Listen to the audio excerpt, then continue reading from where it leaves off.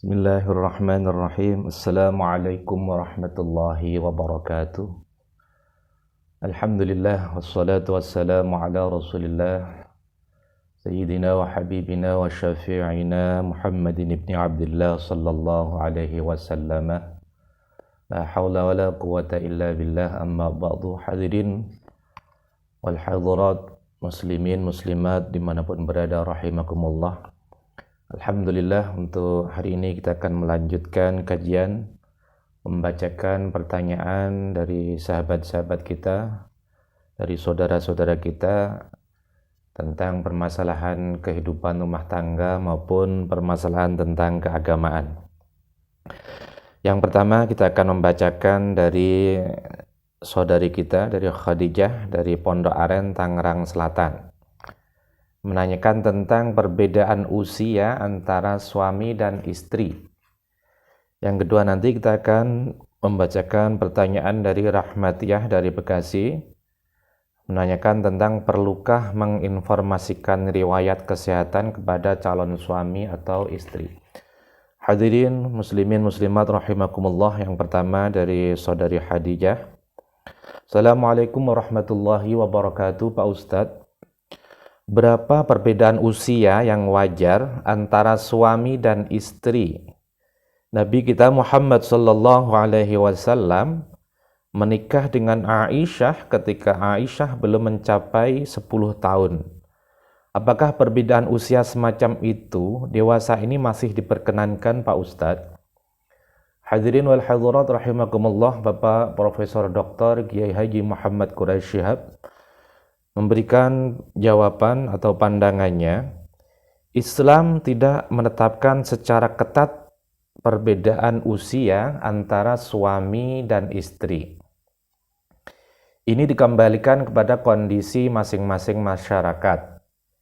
Islam hanya menggarisbawahi tujuan perkawinan, yakni agar terjadinya sakinah atau ketenangan hati melalui cinta kasih antara suami istri. Ketenangan hati itu antara lain diperoleh melalui dialog atau diskusi yang seimbang antara keduanya. Dari sini Islam menetapkan perlunya kesetaraan bagi suami dan istri, tanpa menetapkan aspek kesetaraan itu. Dalam masyarakat masa lalu, aspek perbedaan umur tidak terlalu diperhatikan. Perkawinan usia muda pada masa itu adalah sesuatu yang wajar. Ini bukan saja terjadi pada diri Nabi Muhammad SAW, akan tetapi juga selain beliau. Bahkan di Eropa, kebiasaan menikah remaja-remaja putri dikenal juga. Raja Henry, leluhur Ratu Elizabeth, Ratu Inggris, sekitar 500 tahun yang lalu, menikah dengan 6 orang gadis yang sangat muda-muda. Bahkan hingga beberapa tahun yang lalu di Spanyol dan Portugis dan di beberapa pergunungan di Amerika Serikat, perkawinan dengan gadis-gadis muda masih berlaku. Sastrawan dan filosof Mesir Anis Mansur menulis dalam bukunya Min Awal Nazrah, di mana dia mengutip uraian Nena Upston dalam bukunya yang menguraikan cinta dan orang-orang Spanyol, bahwa telah menjadi kebiasaan pada abad ke-12 dan abad ke-13 Masehi, bahwa masyarakat mengawinkan anak-anak lelaki mereka pada usia yang sangat muda. Ini disebabkan karena para tuan tanah merampas anak-anak kecil dan memperkerjakan mereka tanpa imbalan. Agaknya kebiasaan masyarakat Arab masa lalu itu mengawinkan putri-putri mereka yang masih kecil disebabkan juga antara lain karena khawatir anak perempuannya terlantar atau diperkosa akibat perang antar suku. Dengan mengawinkan mereka sejak kecil, maka akan bertambah perlindungan atas mereka dari suami dan suku suami. Kini zaman telah berubah dan karena itu sangat wajar jika diperbincangkan perbedaan usia yang wajar antara suami dan istri. Dulu kendati ulama-ulama menilai sah-sah saja ayah atau wali mengawinkan anak-anaknya yang kecil dengan seorang tua yang tuli dan buta sekalipun, tetapi mereka menetapkan keharamannya. Dengan demikian menjadi wajar masyarakat atau pemerintah mencegah terjadinya sesuatu yang haram. Pemerintah dapat turun tangan melarang perbedaan usia yang dikhawatirkan mengakibatkan mudarat bagi siapapun, suami atau istri. Ini berdasar apa yang dinamai as-siyasah asy-syari'ah, di mana pemerintah antara lain dapat melarang apa yang pada dasarnya mubah atau boleh, bila apa yang diperbolehkan itu melahirkan kemudaratan. Kalau yang mubah saja bisa dilarang, tentu lebih-lebih lagi yang haram.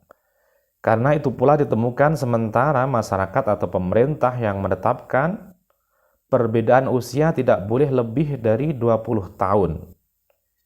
Ini hemat saya adalah cukup beralasan. Sekali lagi, perlu digarisbawahi bahwa perkawinan Nabi Muhammad SAW dengan Aisyah radhiyallahu anha yang ketika itu masih berusia muda tidak dapat dijadikan alasan untuk meneladaninya, karena kondisi dan situasi masa kini tidak lagi sama dengan kondisi masa lampau. Dengan demikian, keadaan itu tidak dapat dianalogikan, kata ulama, qiyas ma'al fariq, atau analogi yang berbeda sehingga tidak wajar dipersamakan. Hadirin wal hadirat, muslimin muslimat rahimakumullah, itulah jawaban dari Profesor Dr. Kiai Haji Muhammad Quraisy Shihab atas pertanyaan saudari Khadijah tentang perbedaan usia antara suami dan istri. Jadi menurut beliau, agama tidak menetapkan secara khusus batasan atau perbedaan antara umur suami atau umur istri. Hadirin wal hadirat rahimakumullah, selanjutnya dari pertanyaan Ibu Rahmatiyah menanyakan tentang perlukah menginformasikan riwayat kesehatan kepada calon suami atau istri. Assalamualaikum warahmatullahi wabarakatuh Pak Ustadz, penyakit yang diderita oleh calon suami atau istri haruskah diberitakan kepada calonnya? Bapak Profesor Dr. Kiai Haji Muhammad Quraisy Shihab memberikan jawaban atau pandangannya. Pada dasarnya calon suami istri hendaknya mengenal hal-hal penting yang berkaitan dengan calon pasangannya. Tentu saja tidak harus semuanya. Dalam konteks penyakit misalnya, calon pasangan harus diberitahu bila yang bersangkutan mengalami penyakit menular misalnya, atau penyakit yang memerlukan pengobatan yang panjang. Di samping penyakit-penyakit yang berkaitan dengan fungsi reproduksi dan yang erat dengannya. Katakanlah buat perempuan yang telah diangkat rahimnya misalnya, atau payudaranya, atau pria yang impoten misalnya. Karena hal-hal tersebut mempunyai kaitan yang sangat erat dengan kebahagiaan rumah tangga. Jangankan perkawinan, jual beli barang saja tidak dibenarkan dengan menutup-nutupi keburukannya. Apalagi perkawinan yang sayukianya bersifat langgeng dan istiqomah. Hadirin wal hadirat rahimakumullah, itulah pandangan dari Bapak Profesor Dr. Kiai Haji Muhammad Quraisy Shihab atas pertanyaan dari Ibu Rahmatiyah yang menanyakan tentang perlukah menginformasikan riwayat kesehatan kepada calon suami atau istri. Menurut beliau sangat diharuskan menginformasikan penyakit-penyakit baik calon suami maupun istri agar supaya bisa menindaklanjuti apakah penyakitnya itu memerlukan pengobatan tindak lanjut atau tidak, agar supaya satu sama lain saling tahu, tidak kemudian hari baru tahu sehingga menimbulkan kekecewaan yang sangat mendalam. Jangankan berumah tangga, ketika kita jual beli menurut agama Islam, menjual barang itu pun tidak diperbolehkan menutup-nutupi dagangan yang buruk, apalagi ketika kita mau berumah tangga. Hadirin wal hadirat rahimakumullah, itulah pandangan dari Bapak Profesor Muhammad Quraisy Shihab. Terima kasih. Assalamualaikum warahmatullahi wabarakatuh.